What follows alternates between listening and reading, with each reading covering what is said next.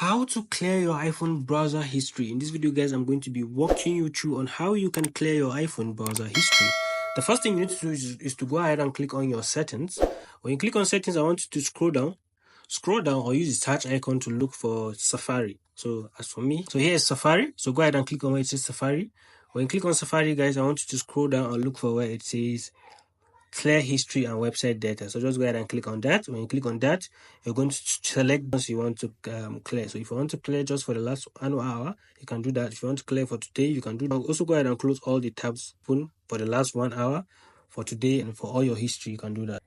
If you are not seeing that on your Safari section, you can just go ahead and use the search icon. When you use the search icon, just go ahead and click on where it says Safari, and it's going to take Safari and it's going to take you straight forward to where you are going to clear your browser. So I hope this video is helpful. If this video is helpful, don't forget to click the like and subscribe button to support the channel. See you on the next one.